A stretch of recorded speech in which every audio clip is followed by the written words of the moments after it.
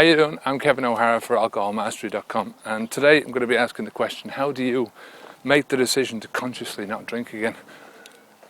Now, first of all, what works for one person is not going to work for another. You know, we've all got different thinking, we've all got different perspectives on life. Our thinking is shaped by our different experiences. So, it's very difficult for me to say, well, this is what worked for me, this is how I got to my decision, and this is where you should go as well. There's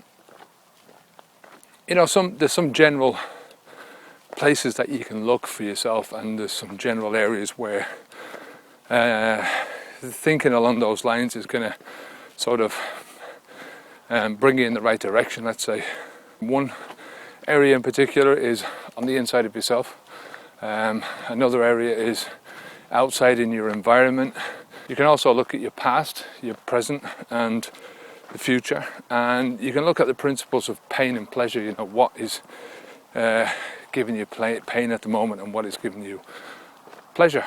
If you start to look on the inside of yourself, I think it's a great place to begin with.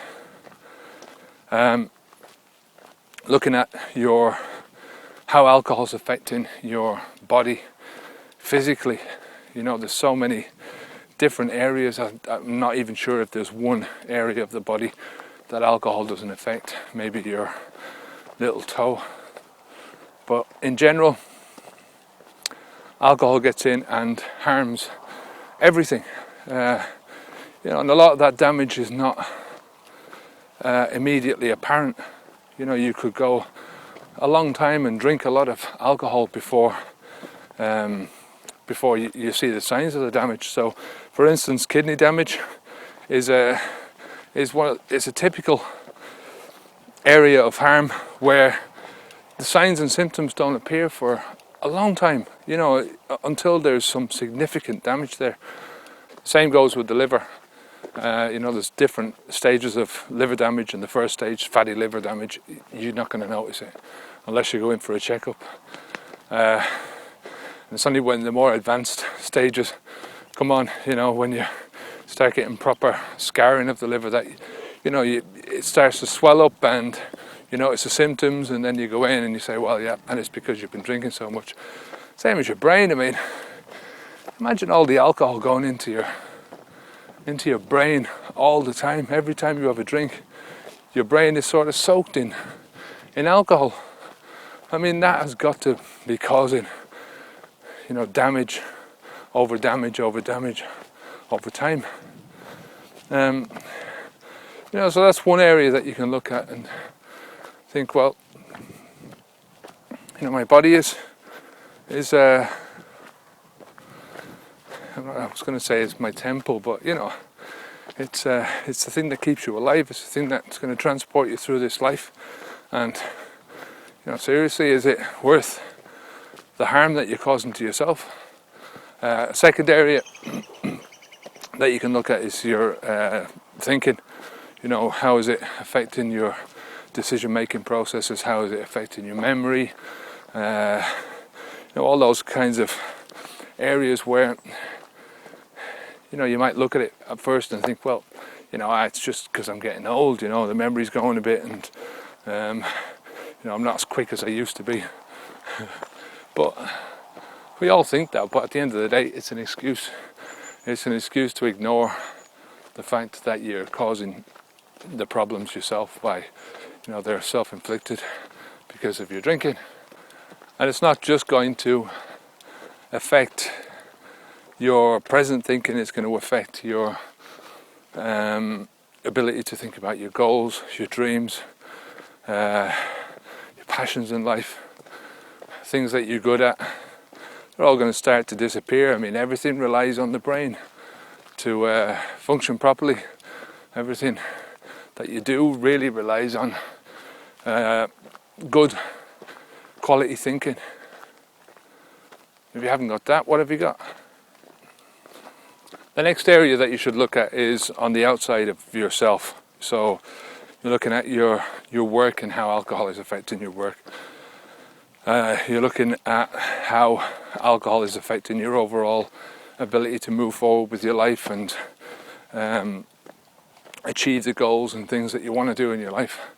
How it's affecting your ability to get out and do sport. But most importantly, I think how it's affecting your relationships with other people. I mean, these relationships are the backbone of anybody's life, and I think alcohol seriously affects those relationships, even if it's only in terms of people's respect for you diminishing. People are not don't have the same level of respect for you that they used to have, because they see you as a bit of a drunk. Another area to look at is your past, your present, and your future. So sit down and spend a bit of time thinking about when you started drinking and how you used to drink, and who you were with, and all those different factors, and how much you used to drink, how much money you spent on alcohol back in the old days. And then think about your present drinking and how much more alcohol you're consuming now, how much more you need to consume to get the same level of drunkenness, to get the same buzz. Look at how much more money you're spending on alcohol now. Look at how much less you're able to do now in comparison to your old self. There's so many different questions that there's so many different comparisons that you can make. And then I think one of the most important things that you can do is to visualize where you're going to be in the future if you don't stop. So try and push yourself and put yourself into your own body in 5 years' time, 10 years' time, and see where you are, see where your relationships are, see where you are financially, see where you are in terms of health, how much more damage you've done because of your drinking. See how much more drinking you're doing now. Don't forget that the more you drink, the more you need. So it's not as if 10 years down the line you're going to need any less alcohol. You're going to need more to sustain the same levels as you're experiencing now. Same as when you look at your present and you compare it with your past, you can see how much more you drink now. That's only going to get worse. So it's important to see that, and to see it from other people's perspectives as well. See the people that you care about who are looking at you in that state. It's one of the biggest, the most profound things that I did, was to view myself in 10 years' time. And it was after I'd read a blog about a woman who was looking after her husband, who was in the final stages of alcoholism. So I think it was end stage alcoholism it was called. Whatever, it doesn't make any difference what it was called. But the point was that she, in one post, she wrote that she'd gone into the room and she couldn't approach him because of the smell. And I can't remember whether she explained if the smell was coming because he'd pissed the bed, or just because it was coming from him overall. He's the sickness coming out from his skin or whatever. But when I read that, it really I could see myself in that position. If I didn't stop, I could see myself lying in a bed, and my son especially coming in and seeing me like that, and just the look on his face. And he was trying hard to not show me that he was disgusted with what I'd done to myself. That he had great pity for me, and as I say, he's a good lad, and he was just trying not to show me. So the more you can visualize this stuff, the more you can see yourself in this position that you've put yourself in. The stronger it's going to be, the stronger that image is going to be, and the more helpful it's going to be to you, because that really, this is a year and a half later, and I can still see that. I can still feel the way that made me feel, and just that one thing. I mean, there's a lot of different things that add up to the big decision to quit. A lot of different things. There's going to be one spark, I think. That was one of the big things for me. But the one spark was where I was sat in a pub. Sean had come over for the holidays for Christmas, and we were sat in a pub, and I had an argument with him over €5 because I wanted to buy another round of drinks and I'd run out of money. So the next day I got up and I just felt so bad. I thought, Jesus, that's how low I've actually sunk now, where I'm actually arguing with my son over a couple of horrible pissy pints of flat beer, in a pub which I wouldn't piss in now. Just basically, it was the only pub that was open at the time. It was a Scottish bar. Nothing against the Scots. It wasn't anything to do with that. It was a dive, but it happened to be the only bar that was open. So I think another area that you can look at is the pain and pleasure. We go through our lives trying to gain as much pleasure and to have as much happiness, pleasure in our lives as we can, and to avoid as much pain. And I'm not just talking about physical pain here, I'm talking about mental pain, and sometimes it's hard, it's painful to do something that you should be doing, like getting up in the morning and getting out and exercising or eating the right food is sometimes painful, especially in the beginning when you're used to doing other things. And the same can be said with alcohol. There's no doubt in that we do get a form of pleasure, especially in the beginning. We use it as a tool to help us to overcome a shyness or to grow up a little bit in our own eyes, and that's a form of pleasure, because once you've overcome that shyness a little bit and you're able to talk away to people, or you feel a little bit older, then your pleasure sensors go up, and the pain that you're feeling is going to be lower. Obviously, as you get older, pain that you're getting from alcohol is a lot more, especially afterwards. So the hangovers get worse. What other people think about you causes you pain. Just the general effect of alcohol in your life can cause you pain.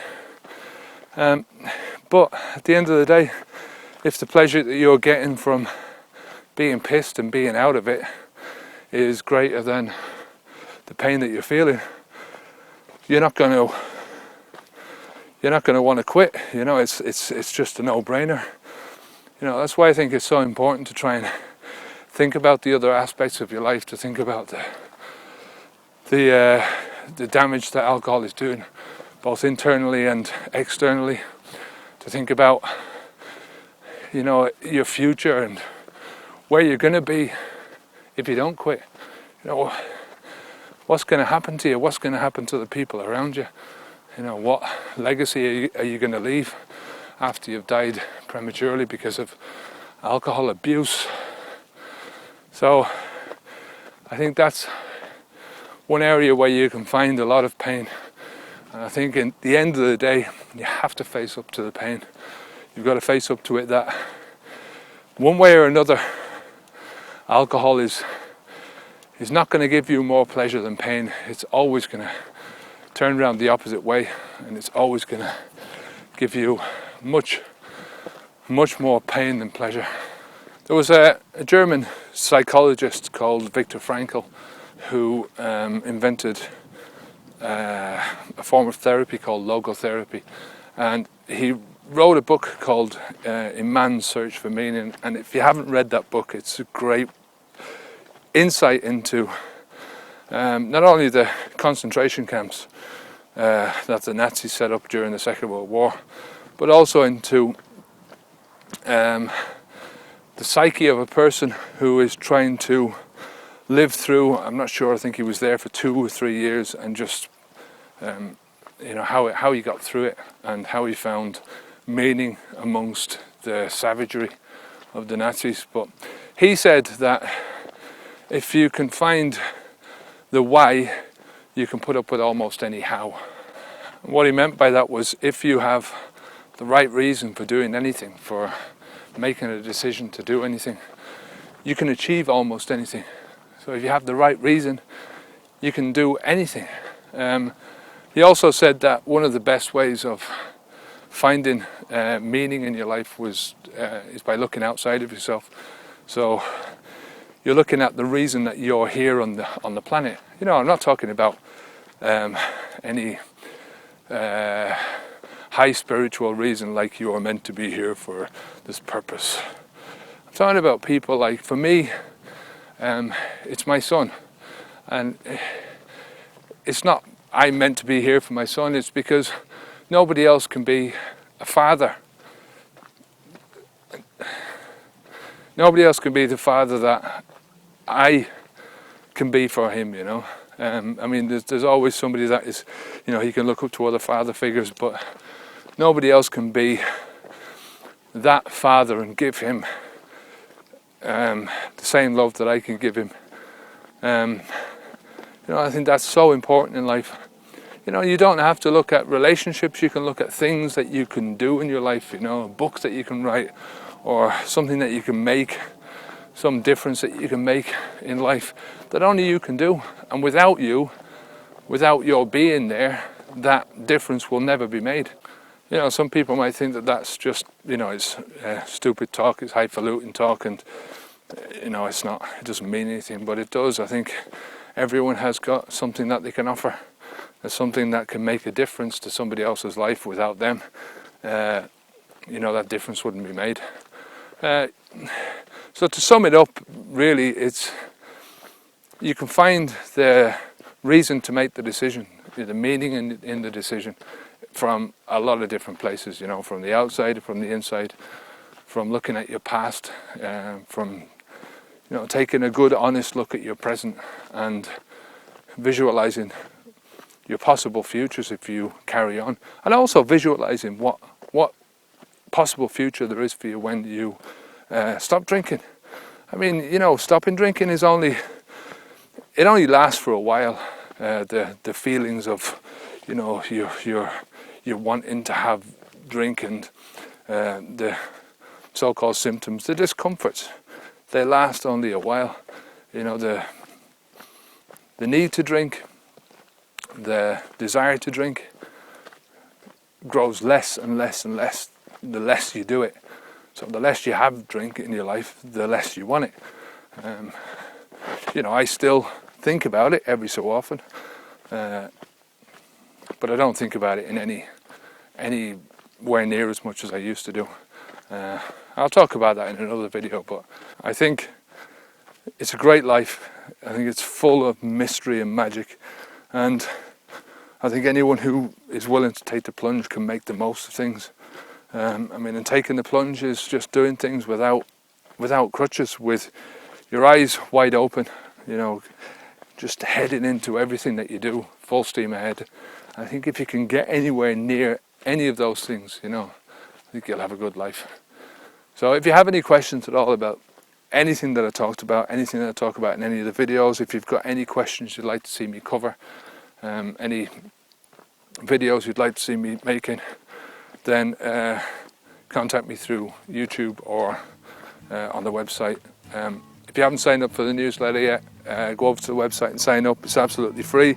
There's also the forum you can sign up for, which is also free, and the community is growing all the time. Until next time, I'm Kevin O'Hara for Alcohol Mastery. Onwards and upwards.